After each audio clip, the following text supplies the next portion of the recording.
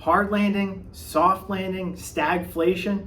All of a sudden, market pundits are throwing around these terms that we haven't heard in quite some time. What do they all mean? That's going to be the topic today of economic scenarios for our September 2023 monthly video series.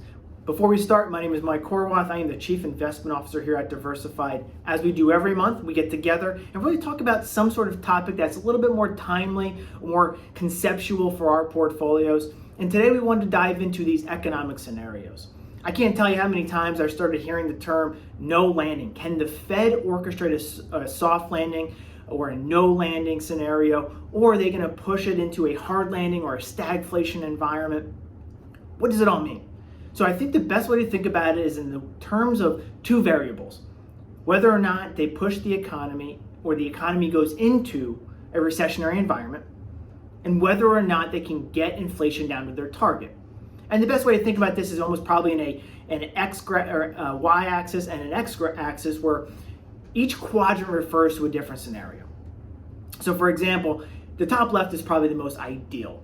So if you think about it in that scenario, what they're referring to as a soft landing is the ability to get inflation down, right? When inflation gets out of control, the ability to get that back under control, get that genie back into the bottle, as some would say, without pushing the economy into a recession. That's the most ideal scenario. That's the most advantageous for assets, right? So for stocks and bonds, that's the most ideal scenario. And on the other hand, well, what happens if they push the economy into a recession and still can't get inflation down? That's kind of that old school term. You heard it back in the 70s and 80s for those of you who were investors back in those days. That's what they call stagflation. And the other scenarios being a no landing or a hard landing, just depending on whether or not you get pushed into a recession and whether or not they can get inflation down. But that is ultimately the best way to me to think about these economic scenarios and when pundits throw this out there. Can they orchestrate a soft landing? Just simply refers to the state of inflation and the state of the economy. So let's dive into the economy first. So what we've seen so far this year has been a pretty resilient economy. We've seen the consumer, right? The consumer is 69% of US GDP. The consumer has remained very strong. Corporate profits have remained strong.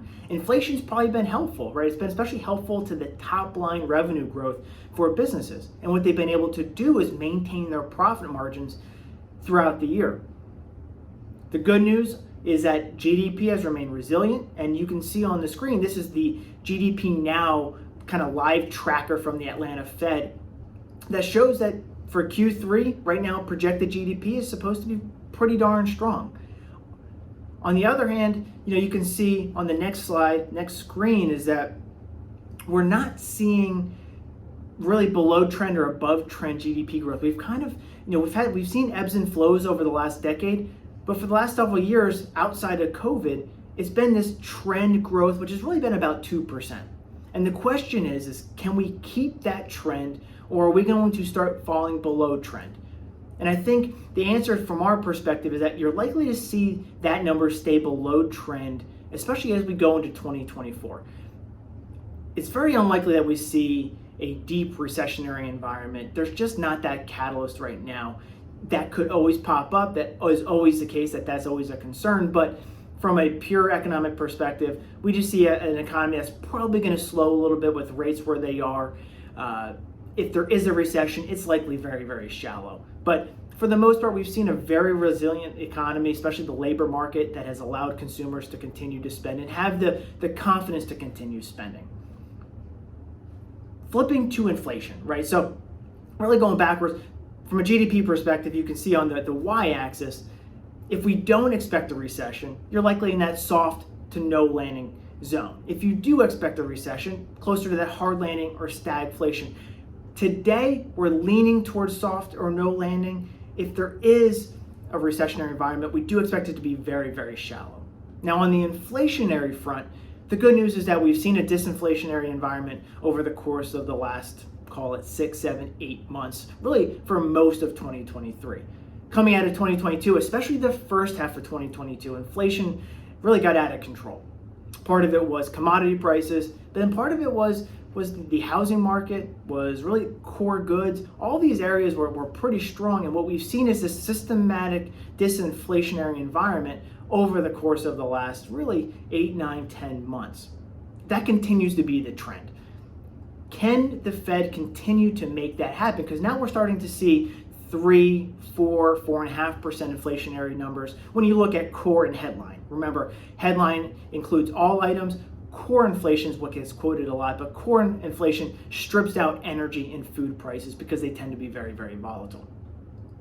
But we have seen this disinflationary environment, and when you really decompose what's going on with inflation, what's being sticky, or what has been the most sticky, has been housing. Really, or shelter, I think is the best way to think about it. Housing prices, or owner's equivalent rent, and rent prices have just remained really resilient, and part of that's because they act on a lag. It takes a while for new rent prices, even if as they come down, to get through to the CPI, or Consumer Price Index figures. The good news is that we have begun to see, and we're starting to see those rental prices really come down, and the numbers that are on a lag start to catch back up. We do expect those owner's equivalent rent numbers to start to catch up, and that should be supportive of inflation continuing to come down. There are obviously headwinds, and I want to kind of highlight a couple things within shelter. Obviously, one is being housing inventories. Anybody who's went to go buy a house, or has even remained kind of aware of what's happening in that market, has seen, housing inventories are extremely low. That's a challenge when supply is so low. You're also seeing the same thing in rental vacancies, very, very low. So from a supply perspective, there's a very low supply, even if demand remains static, or even demand comes down a little bit with higher rates. That's why we haven't seen this big drop in housing prices, is because supply is so low that even with less demand because of higher rates, those prices haven't been able to, especially within that $300,000 to call it $600,000 home price range. Maybe the luxury prices will start to come down, but this is something that's a little bit more systemic, and that will take some time to come down. But from a rental price perspective, we have seen those numbers start to work through, and we expect that to be reflected in CPI, and that to be supportive of a continued disinflationary environment where we do expect inflation to keep coming down. The question is, can they continue to push it down below 3%, which may take some time into 2024. So when we go back to our fancy graphic, this is what we talk about with these different scenarios. And anybody who's read my newsletters or our quarterly webinars and participated in those knows we've been speaking about inflation and economic growth for the better part of 18 months now as a really big part of what's going on, especially with inflation. That is what is being referred to in these economic scenarios. Soft landing, no landing, hard landing, stagflation. Our focus has really been on most likely soft landing, no landing, or a hard landing. I think those are probably the most likely three. I think stagflation is not a likely scenario, especially in the short term. And if we had to really narrow that down further, I do think we're seeing inflation come down. So I think you're looking at closer to either a hard landing or soft landing. But soft landing has now become a scenario that is the most ideal, that is looking more and more likely. Even if there is a recession, it should be pretty shallow at this point. Why does all this matter? And I think that's probably the gist of what we need to get to, is these economic scenarios, and when we talk about our portfolios and how we're positioning, help us create that playbook. Asset classes, sectors, styles, they all perform differently in these different environments. If inflation stays sticky, stays higher, you want more inflation-linked assets. You want, tips, right, on the bond side, inflation-protected securities. Commodities can tend to do better. And on the other side, if you expect inflation to really come down, you maybe want to drift away from those and maybe own more nominal assets, right? Assets that aren't tied to inflation. Maybe you're willing to take a little bit more risk because you expect rates to come down.